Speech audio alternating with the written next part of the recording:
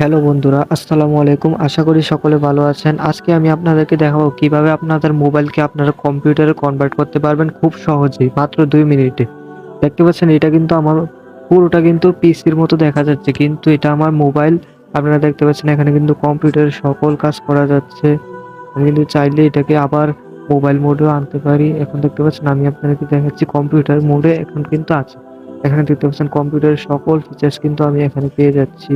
দেখতে পাচ্ছেন ফাইল, তারপরে এখানে দেখতে পাচ্ছেন কম্পিউটারের সকল অ্যাপস আমরা এখানে পেয়ে যাচ্ছি। দেখতে পাচ্ছেন এখানে পেইন্টিং পেইন্টিং অপশনও আছে। এখানে দেখতে পাচ্ছেন আমি কিন্তু এখানে কম্পিউটারের মতোই কাজ করতে পারছি। এখানে দেখতে পাচ্ছেন ওয়ার্ডপ্যাড, এখানে ওয়ার্ডপ্যাডেরও কাজ করতে পারবো। আপনারা চাইলে এখানে যে কোনো কাজ করতে পারেন। তারপরে এখানে দেখতে পাচ্ছেন এখানে আরো অপশন পেয়ে যাবেন আপনারা। এখানে দেখতে পাচ্ছেন ক্যালকুলেটর আপনারা এখান থেকে আরো অনেক ফিচার্স পেয়ে যাবেন। দেখতে পাচ্ছেন এখানে কিন্তু অসংখ্য অ্যাপস আছে, আপনারা যে কোনো চাইলে করতে পারেন। এখানে দেখতে পাচ্ছেন ফ্রি কয়েকটা গেমসও আছে, আপনারা চাইলে এখান থেকে গেমসও খেলতে পারেন, যেমন মাইনক্রাফটও আছে এখানে। তারপর কম্পিউটারের যে বেসিক গেমসগুলো আছে এখানে কিন্তু আপনারা খুব সহজে পেয়ে যাচ্ছে। তো আজকে আমি আপনাদেরকে দেখাবো কিভাবে এই ফিচার্সটা আপনারা চালু করবেন মোবাইলের মাধ্যমে।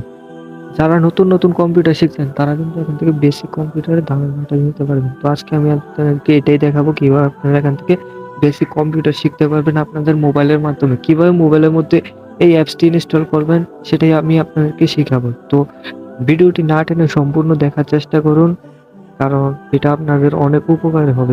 দেখতে পাচ্ছেন এখানে কিন্তু অসংখ্য ফিচার্স আছে।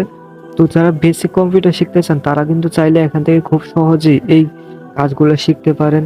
আমি কিন্তু আজকে আপনাদেরকে দেখাবো কিভাবে এই মোডটা চালু করবেন। তো ভিডিওটি না টেনে সম্পূর্ণ দেখার চেষ্টা করুন, কারণ এখান থেকে অনেক সেটিং আপনাদেরকে দেখাবো যার মাধ্যমে আপনি এই ফিচার্সটা অন করতে পারবেন।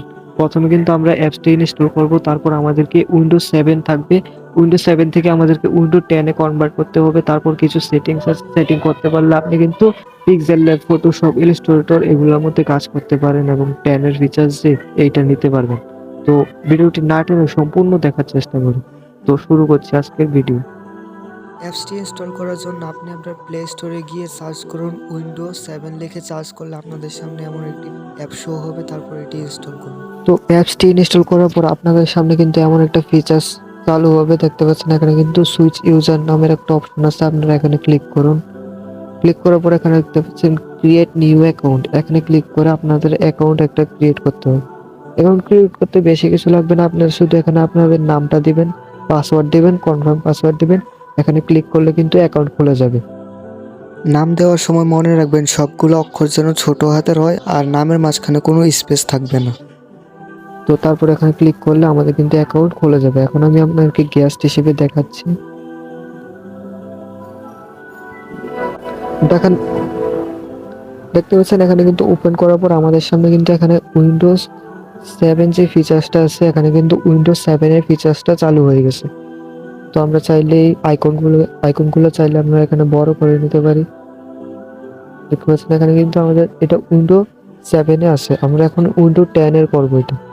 দেখতে পাচ্ছেন এখানে কিন্তু উইন্ডোজ 7 এর কাজ আছে, উইন্ডোজ 7 এর সকল ফিচার্স আছে। আপনারা এখন উইন্ডো 10 করব।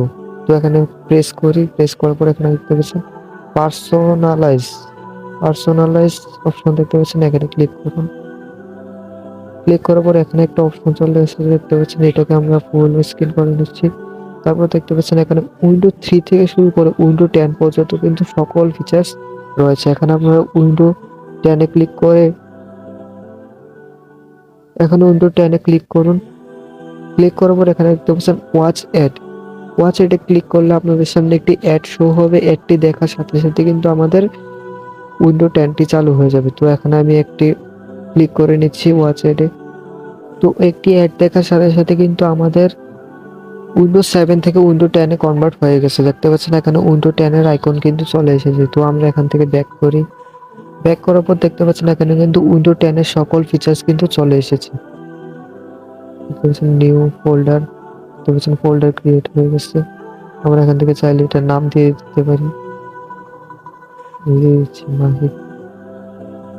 তো দেখতে পাচ্ছেন ফোল্ডার কিন্তু ক্রিয়েট হয়ে গেছে। এখানে আপনার কম্পিউটারে দেখতে পাচ্ছেন আমাদের কিন্তু এটা অ্যালাউ করে দিবেন। তারপর এখানে দেখতে পাচ্ছেন উইন্ডো 10 এর কিন্তু ফিচার্স চলে এসেছে। তো এখন আমি আপনাদেরকে দেখাবো এখান থেকে কিভাবে ফটোশপ ইলাস্ট্রেটরের ফিচার্সগুলো নেবেন। তো এখান থেকে আপনারা ক্রোমে চলে যাবেন।